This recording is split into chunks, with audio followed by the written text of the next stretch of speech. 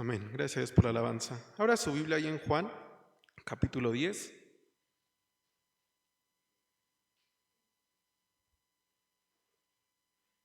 Juan, capítulo 10. Vamos a leer el versículo número 11 de forma unida.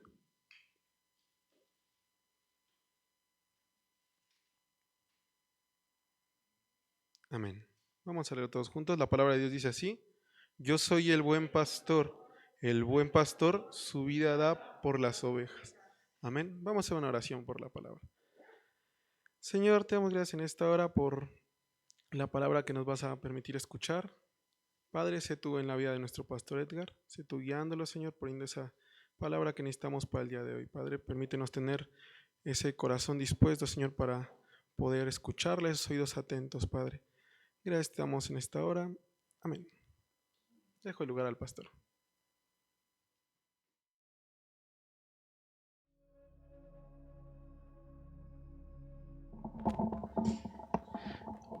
Bien, el tema de esta noche es perfecto pastor o pastor perfecto, y habremos de considerar tres eventos importantes totalmente relacionados a quien es el buen pastor, como le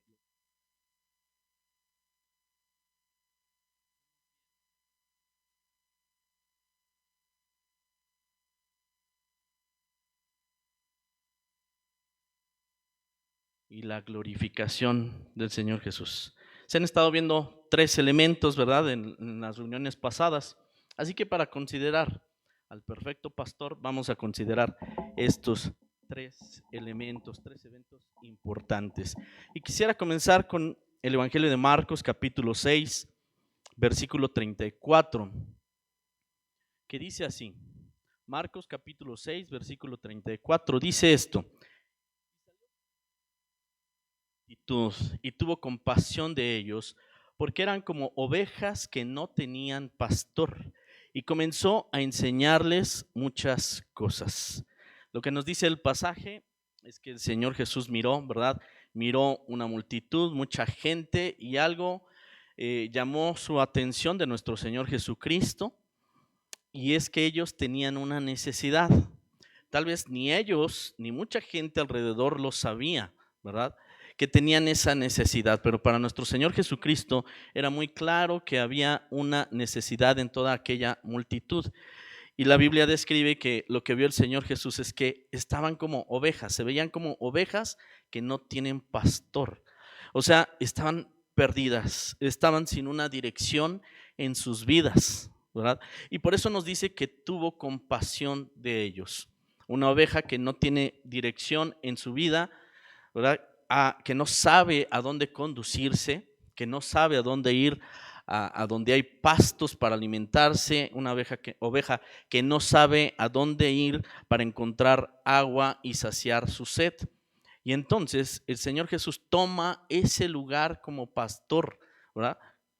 Se pone, digamos, al frente de aquella multitud que eran como ovejas que no tenían pastor. Y entonces toma ese lugar y comienza a enseñarles muchas cosas, ¿verdad? Empieza precisamente subsanando aquello que él había visto que a ellas les faltaba, ¿verdad? Tenía compasión de ellos por esa necesidad, por no saber a dónde dirigirse, por no saber cómo dirigirse en sus vidas. Y la verdad es que nosotros no estamos muy lejos de eso, o no estábamos muy lejos de eso, ¿verdad? Así que el Señor Jesús es un pastor perfecto. Y él mismo se describe, ya lo leíamos con nuestro hermano Diego, él mismo se llama el buen pastor. Dice: yo soy el buen pastor, al frente de esas ovejas que no tienen pastor. Bueno, en los pasajes que siguen, ahí les dejo de tarea que los consideren, pero vamos a verlo, no lo vamos a leer, pero vamos a describir algunas cosas. Para empezar, hay un rebaño al cual hace referencia el Señor Jesús aquí. Yo soy el buen pastor, el pastor de las ovejas. Así que evidentemente hay un rebaño, pero también hay dos figuras que van a estar de alguna manera al frente de ese rebaño. Por un lado está el asalariado, ¿verdad? Así le llama, podríamos decir el pastor asalariado, pero el Señor Jesús simplemente le llama el asalariado, ¿sí? Es un hombre que está al cuidado de esas ovejas, pero algo que necesitamos considerar es que no son sus ovejas, no son suyas. El Señor lo dice en los pasajes que siguen adelante. No son sus ovejas. Al no ser sus ovejas, entonces hay algo bien interesante. Cuando se presenta un peligro, ¿qué hace este que es el asalariado? Pues a él huye. Y huye porque no le importan las ovejas, porque no son suyas. Y eso nos lo explica el Señor Jesús. Y por otro lado, lo vemos a él mismo como el buen pastor que cuida de las ovejas, que cuida de sus ovejas y cuida de ellas porque son suyas. Dice el Señor Jesús que las conoce y esto significa que se interesa por ellas. El buen pastor se interesa por sus ovejas, por eso las cuida, por eso las guía, por eso las procura el buen pastor. ¿Hasta qué punto procura bienestar por sus ovejas? Hasta el punto que él mismo dice y menciona: el buen pastor su vida da, su vida pone por las ovejas. Hasta ese punto las cuida, hasta ofrecer su propia vida. En un momento de peligro, el asalariado entonces, ¿qué hace? Se va. Y el buen pastor da su vida, se interesa por ellas. Bueno, pero ¿por qué es necesario que dé su vida? ¿Tan grave es el peligro de lo que menciona? ¿De verdad tan grave es el peligro que él tiene que dar su vida? Por algo él lo menciona, por algo dice: soy el buen pastor, y el buen pastor su vida da por las ovejas. Así que el peligro sin duda es grande. En el pasaje que leemos o leerán ustedes en casa, ¿verdad? Vamos a ver a ese peligro como el lobo. Ese lobo, ¿verdad? Que evidentemente se alimenta de ovejas, ¿verdad? Come carne de ovejas. Pero algo que hace ese lobo es las arrebata, las dispersa.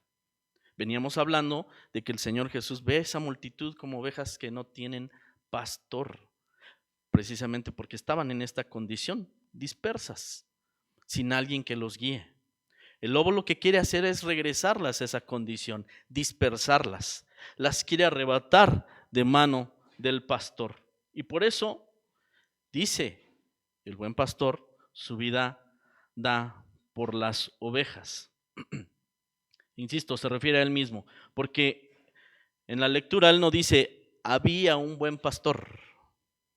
Él dice: yo soy el buen pastor. Así que está hablando de él. Él pone su vida, nadie se la quita, lo dice el Señor.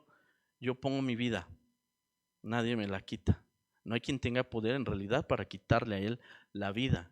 Algunos a veces equivocadamente piensan que Satanás obró de tal manera y tuvo tal poder que logró, ¿verdad? Logró que Jesús fuera crucificado en la cruz. La verdad es que ya estaba en los planes de Dios. Y dice el Señor: nadie me quita la vida, yo la pongo de mí mismo. Tengo poder para ponerla y tengo poder para volverla a tomar. Y dice algo bien interesante que necesitamos reflexionar en esto. Este fue el mandamiento que me dio mi Padre. Esto fue lo que me dijo mi Padre que hiciera: venir por las ovejas, dar su vida por ellas, dar su vida y después volverla a tomar, ¿verdad? Así fue el mandamiento que recibió de Dios el Padre, y nuestro Señor Jesucristo, siempre obediente al Padre, hizo lo que tenía que hacer, hizo lo que el Padre le encargó, le encomendó. Tanto que su interés por las ovejas va más allá de solamente este redil. Él mismo dice: hay otro redil.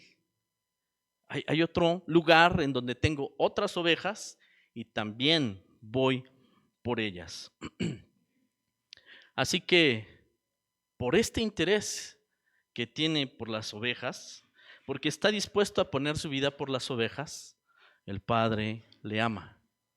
Dios el Padre le ama. Así que nuestro Señor Jesucristo tiene el respaldo del Padre Celestial en todo lo que hace. este es mi Hijo amado en quien tengo complacencia. Podremos decir y afirmar, ¿verdad? Tiene el respaldo de Dios el Padre en todo lo que hace. Tiene la aprobación del Padre en todo lo que hace.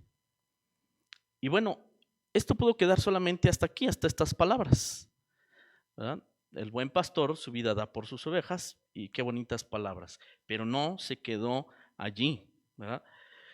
En el capítulo 19 de este mismo evangelio de Juan, versículo 30,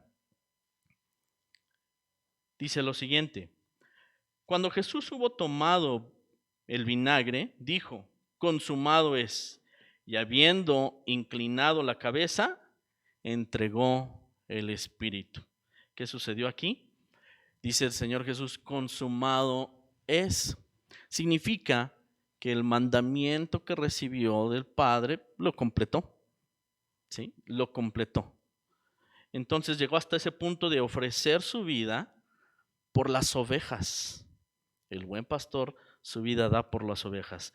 Llega ese momento y dice, consumado, he terminado la tarea que el Padre me ha encargado, ¿verdad? Y entonces entregó el Espíritu, dice la palabra. Así que decimos, el buen pastor, hasta esta parte, el buen pastor murió hasta este momento, ¿verdad? Aquel que da su vida por las ovejas murió. Pero no se quedó allí, ¿verdad? Y es la bendición para nosotros y la alegría y el gozo que nosotros tenemos al ser hijos de Dios y poder conocer estas cosas, que no se quedó allí. El buen pastor murió, pero no se quedó allí. Él resucitó, por supuesto, para bendición de sus ovejas y para vergüenza de los que no creen en Él, para bendición de sus ovejas. Así estaba en el plan de Dios. Y dice Hebreos capítulo 13, versículo 20. Jesús es el gran pastor de las ovejas. Ese buen pastor es el gran pastor de las ovejas. Y dice entonces este pasaje: y el Dios de paz que resucitó de los muertos a nuestro Señor Jesucristo, el gran pastor de las ovejas, por la sangre del pacto eterno. Dice entonces aquí, ¿quién resucitó a nuestro Señor Jesucristo? Dice el Dios de paz que resucitó de los muertos a nuestro Señor. Y decíamos hace un momento, el Padre respalda en todo al Hijo. ¿Por qué? Porque el Hijo obedeció, porque el Hijo cumplió el mandato de Dios el Padre hasta el final. Así que cuenta con el respaldo del Padre aún en la resurrección. Y este pasaje nos lo dice con claridad. El Dios de paz que resucitó de los muertos a nuestro Señor Jesucristo. Y no es una exageración llamarle el gran pastor de las ovejas. No es una exageración. De hecho, tal vez podríamos quedarnos cortos, ¿verdad?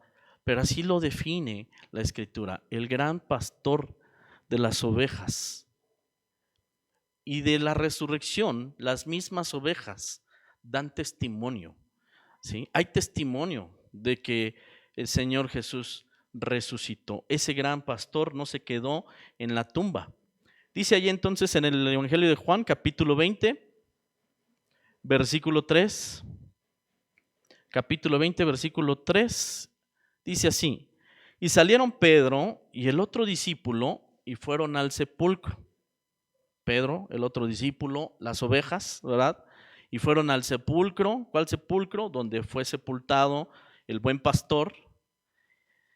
Y dice, corrían los dos juntos, pero el otro discípulo corrió más a prisa que Pedro y llegó primero al sepulcro.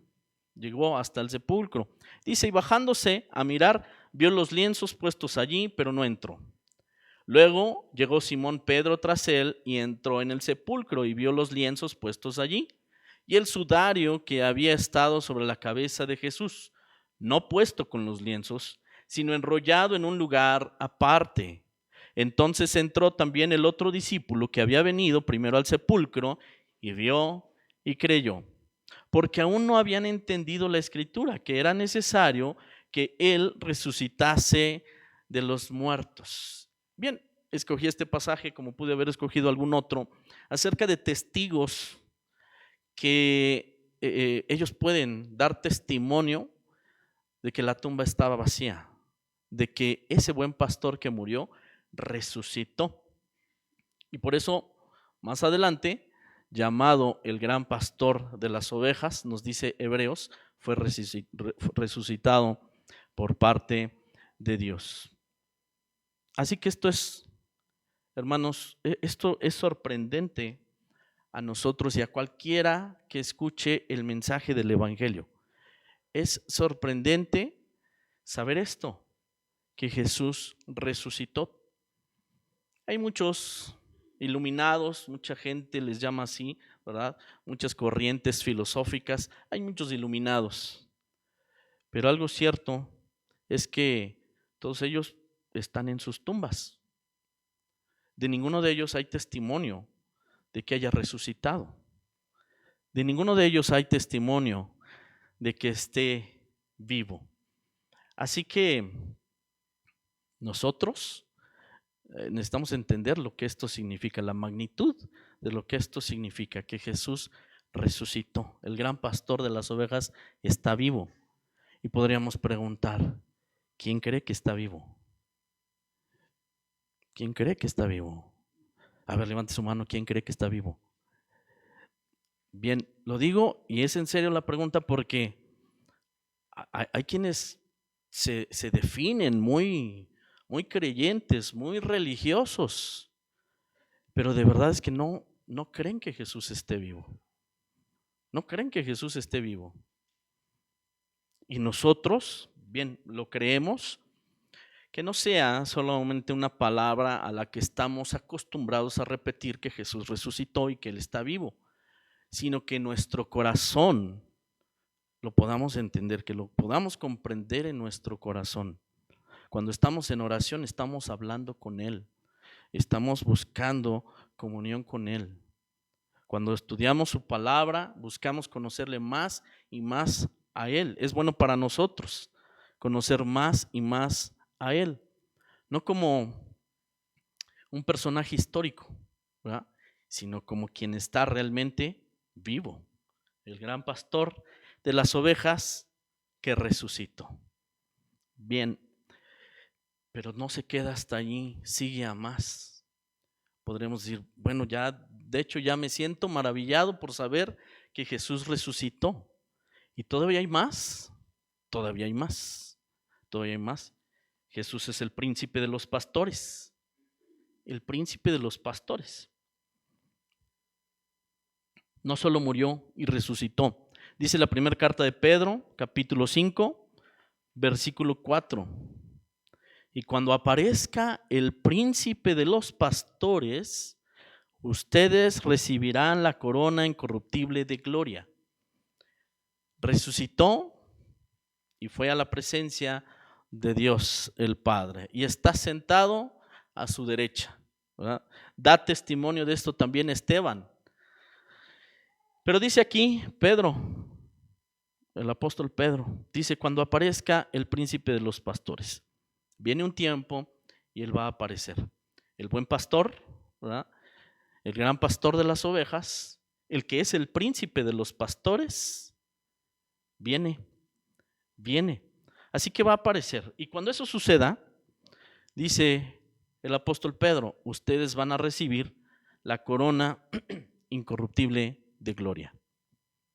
Bien, este pasaje es interesante si lo leemos todo, ¿verdad? Porque si retrocedemos un poquito en los 3 primeros versículos, ¿verdad? Vamos a ver que estas palabras van dirigidas a algunos, ahorita lo vamos a ver, van dirigidas a algunos, pero después de estos 4 versículos, después de el versículo 4, vamos a ver a quiénes más también están dirigidas estas palabras. El punto es poder saber que esta promesa de que recibiremos la corona de gloria es para todos nosotros, los que somos sus ovejas, las ovejas del buen pastor, ¿sí? Dirigida para todos. Entonces dice los primeros 3 pasajes del versículo 1 al versículo 3, antes de que mencione Pedro, ¿verdad? Que viene el príncipe de los pastores y entonces recibiremos la corona incorruptible de gloria. Dice esto: ruego a los ancianos que están entre vosotros, yo anciano también con ellos, y testigo de los padecimientos de Cristo, que soy también participante de la gloria que será revelada. Apacentad la grey de Dios que está entre vosotros, cuidando de ella, no por fuerza, sino voluntariamente, no por ganancia deshonesta, sino con ánimo pronto, no como teniendo señorío sobre los que están a vuestro cuidado, sino siendo ejemplos de la grey. Así que estos primeros pasajes nos indican que va dirigido a aquellos que están puestos en autoridad en la iglesia de Dios, ¿verdad? Dice, se dirige a los ancianos y dice Pedro, el apóstol Pedro, yo también anciano con ellos, y sabemos que tiene autoridad de parte del Señor Jesús para esto. Y entonces da una serie de consejos. Tengan cuidado de la iglesia, ¿verdad? Para nosotros como pastores nos dice el Señor, tengan cuidado de la iglesia, porque cuando aparezca el príncipe de los pastores van a recibir la corona incorruptible de gloria. Y entonces preguntamos, ¿y nada más aquellos que están ahí en esa posición de autoridad? Pues no, porque entonces dice el versículo 5, igualmente jóvenes estén sujetos a los ancianos, y todos sumisos unos a otros, revestidos de humildad, porque Dios resiste a los soberbios y da gracia a los humildes. Y entonces da un consejo para todos, ¿verdad? Se dirige a los jóvenes y dice, sujétense a los ancianos. Evidentemente, porque de parte de los ancianos van a recibir buen consejo, van a recibir la dirección que necesitan también para sus vidas. Así que, bueno, esto está dirigido a todos. Dice, todos sumisos unos a otros, humildes, sencillos, ¿verdad? Humildes y sencillos. Así que consideremos esto. ¿Cuál es el beneficio que representa para las ovejas? ¿Cuál es el beneficio que representa para las ovejas el hecho de que el pastor de los pastores, el príncipe de los pastores, haya sido glorificado? ¿Qué beneficio trae a mi vida? Lo que dice el versículo 4. Vamos a recibir la corona incorruptible de gloria. ¿Y qué es esto? ¿Qué es esto? La corona incorruptible de gloria. ¿Y para qué me va a servir? ¿Qué significado puede tener para mí, verdad? La corona incorruptible de gloria. Bueno, pues a lo mejor así de manera sencilla, hablando de una corona, un lugar especial, ¿verdad? Una posición allí delante de Dios. Pero dice Juan capítulo 17, versículo 24. Palabras que habla el Señor Jesús. ¿Qué es esto de la corona de gloria? Versículo 24. Padre, aquellos que me has dado, quiero que donde yo estoy, también ellos estén conmigo. Dice el Señor Jesús, y esto, qué bueno tenerlo presente siempre. Este pasaje lo uso mucho, me gusta tenerlo presente, ¿verdad? En mi vida, porque es una realidad, ¿no? Y debe ser una realidad para todos nosotros. Dice el Señor Jesús, yo quiero que estén conmigo, le dice a Dios el Padre.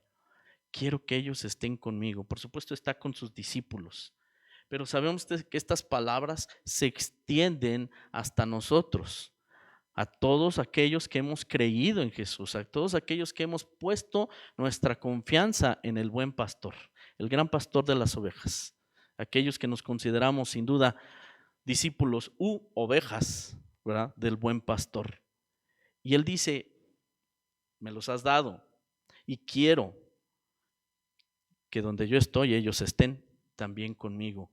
¿Para qué? Dice unas palabras bien interesantes, para que vean mi gloria.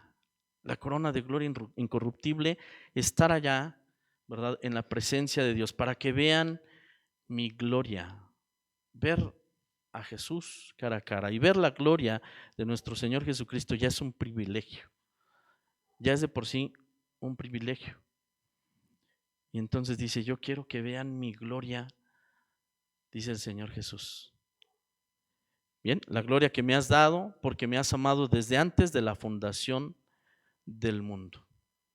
Ese es el deseo de nuestro Señor Jesucristo y hizo todo para que pueda ser posible. Ahora debe ser también nuestro deseo estar con Él. Hizo todo lo necesario, ¿verdad? El príncipe de los pastores, el gran pastor de las ovejas. Pero hay algo de lo que debemos de tener cuidado. Sigue diciendo Pedro, ahí en el versículo 6, después de esto que estábamos leyendo, que va dirigido a los jóvenes y a todos en general, dice en el versículo 6, humíllense pues bajo la mano poderosa de Dios, para que Él los exalte cuando fuere tiempo. Humíllense bajo la mano de Dios, para que cuando llegue el momento, Él los exalte. Dice el versículo 7, echando toda su ansiedad, todas sus inquietudes, todas sus angustias, echándolas sobre Él, porque Él tiene cuidado de ustedes, como el buen pastor que tiene cuidado de sus ovejas. Versículo 8 dice, sean sobrios y velen, porque su adversario el diablo, como león rugiente, anda alrededor buscando a quien devorar. Por ahí aparece el diablo y es mencionado como león rugiente. Y me parece que el león también come ovejas. ¿Sí? El león también come ovejas. Pero dice aquí, tengan cuidado, sean sobrios, velen. Hay un peligro. Por un lado, el Señor menciona al lobo. Aquí también está mencionado el diablo. Versículo 9 dice, al cual resistid firmes en la fe, sabiendo que los mismos padecimientos se van cumpliendo en sus hermanos en todo el mundo. Mas el Dios de toda gracia, que nos llamó a su gloria eterna en Jesucristo. Y otra vez aparece la gloria de Dios. Y otra vez aparece el tema de que nuestro Señor Jesucristo fue glorificado. Y decíamos, ¿cuál es el beneficio de todo esto? ¿Qué bendición trae a mi vida? Bueno, pues que yo soy llamado también a participar de esto. Nosotros somos llamados a participar de esto. Nos llamó a su gloria eterna en Jesucristo. Después que hayan padecido un poco de tiempo. Y algo que nos deja muy claro es que habrá dificultades, habrá padecimientos.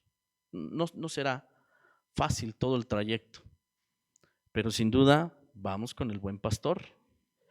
Dice, entonces, después de que hayan padecido un poco de tiempo, Él mismo los perfeccione, los afirme, los fortalezca y establezca. Nos llamó a su gloria eterna. Quiero leer con ustedes dos pasajes más que hablan aún de esto. Romanos capítulo 8, versículos 16 y 17 dice, el Espíritu mismo da testimonio a nuestro espíritu de que somos hijos de Dios. Somos hijos de Dios, el Espíritu nos da testimonio. Versículo 17 dice, y si hijos, también herederos, herederos de Dios y coherederos con Cristo, si es que padecemos juntamente con Él, para que juntamente con Él seamos, dice, glorificados, ser participantes de la gloria eterna con el Señor. Dice el Señor, yo quiero que ustedes estén también conmigo y que vean mi gloria. Primera de Corintios capítulo 9, versículo 24 y versículo 25, dice así, ¿no sabéis que los que corren en el estadio, todos a la verdad corren, pero uno solo se lleva el premio? Corred de tal manera que lo obtengáis. Todo aquel que lucha de todo se abstiene. Todo aquel que lucha, de todo se abstiene. Ellos, a la verdad, para recibir una corona corruptible, pero nosotros, una incorruptible. Y nos dice, sí, hay una carrera, hay una lucha, ¿verdad? Y dice el que lucha, bueno, se abstiene de muchas cosas. Nosotros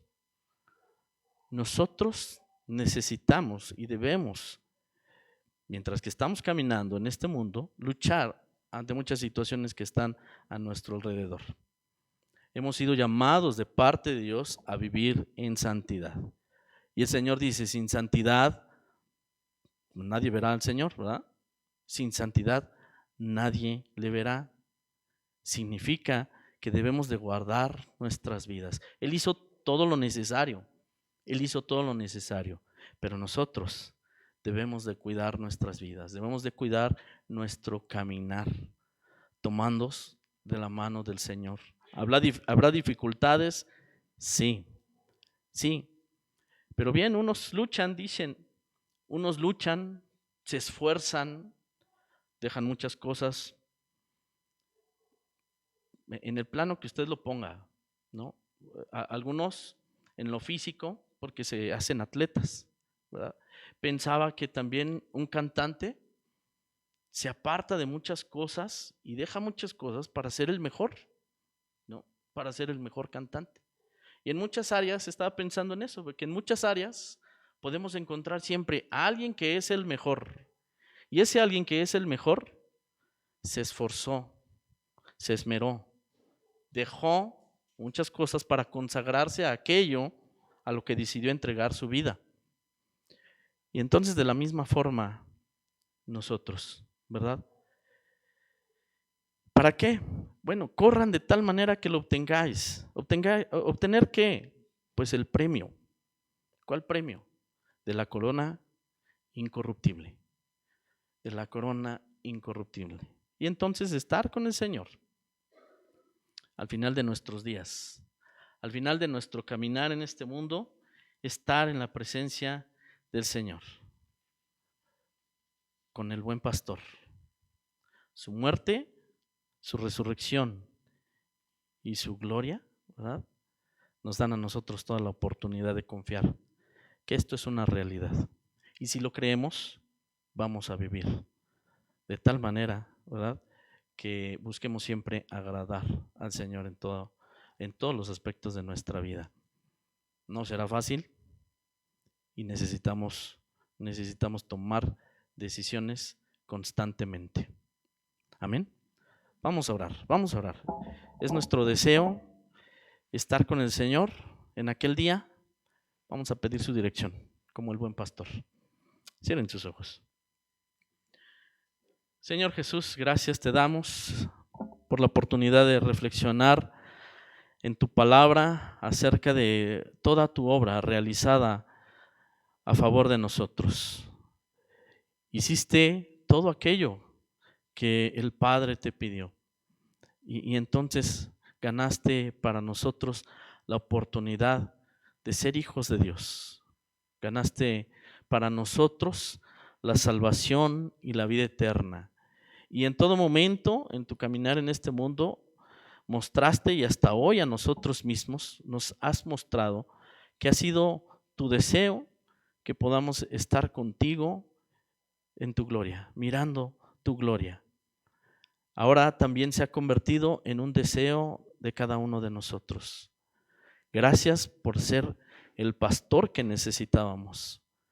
Gracias porque nos encontraste perdidos.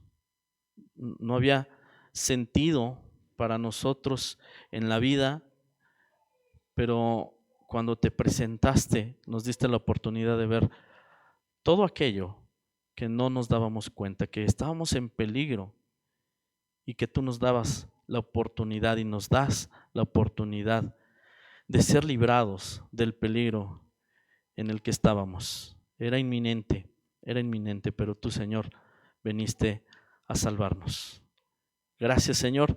Te pedimos que nos ayudes porque también entendemos que este caminar es difícil, hay dificultades, pero no queremos rendirnos.